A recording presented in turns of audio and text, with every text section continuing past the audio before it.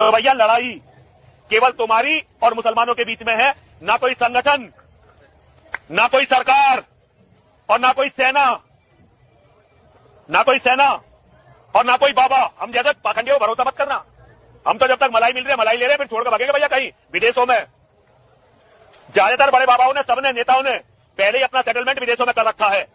जिस दिन लड़ाई होगी छोड़कर भागेंगे हिंदुस्तान, और सबसे पहले वो भागेंगे जो आज अपने आप को बड़ा हिंदूवादी घोषित किए हुए हैं। आप सब लोग मुझे बोल रहे हो कि मैं सनातन का विरोध कर रही हूँ, मैं ऐसी क्यों बातें बोलती हूँ। तो पहले आप मेरी कहानी सुन लो, मैं उसके बाद उसका सच बताऊंगी क्या है।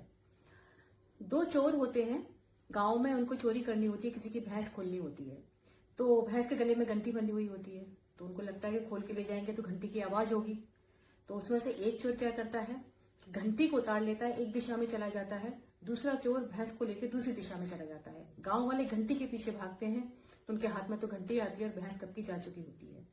तो अब ये बात यहाँ पर ये लागू हो रही है कि कहीं ऐसा तो नहीं है कि अपने देश को गुलाम बनाने के लिए बाहर के जो देश हैं एक षड्यंत्र रच रहे हैं कि यहाँ के लोगों को बस धर्म में फंसा दो, चाहे वो हिंदू हो चाहे मुस्लिम हो, सबको ऐसे धर्म में फंसा दो कि ये धर्म में ही फंसे रहें और हम इसका फायदा उठाकर इनको इतना कमजोर और गुलाम बना दें धर्म का कि हम इनके ऊपर आक्रमण करके इसको अपना लें। ये अभी हुआ ही है, वेनेजुएला में हुआ है, और डेनमार्क की भी तैयारी चल रही है, और कंट्री अमेरिका तो आपको पता है वो यही करता है। तो आप लोग इस बात को क्यों नहीं समझ रही हो कि इनसे देश नहीं आगे बढ़ेगा। आप ये सिर्फ गुलामी की बातें हैं। जो नास्तिक लोग हैं ना, अब तो मुझे आने वाले समय में ऐसा लग रहा है कि नास्तिक लोग इस देश को संभालेंगे। आपको आए दिन तो अमेरिका आंखें दिखाता रहता है, और हमेशा आप कभी मुगलों के, कभी अंग्रेजों के, किसी न किसी के गुलाम रहे। आपके शास्त्र, पोथी पत्री, ये मालाएं, काउंटर, इनसे आपने आजादी पाई है क्या? हमेशा ज्ञान से और अवेयरनेस से आजादी पाई है, और अब फिर आप उसी धर्म का गुलाम बनने के लिए जा रहे हो। तो इससे तो नास्तिक लोग अच्छे हैं। देश को ऊंचा उठाने के लिए हमेशा प्रयास में तो रहते हैं। जब कभी कोई आक्रमण होगा ना, कुछ नहीं कर पाएंगे आपकी काउंटर मालाएं। आपको यहाँ पे उनके लेवल पे आके बात करनी पड़ेगी, आपको आत्मनिर्भर बनना पड़ेगा। तो कहीं ऐसा तो नहीं है कि आपके साथ भी यही षड्यंत्र चल रहा हो। मैं इसलिए कहती हूँ कि पाखंड से निकलो।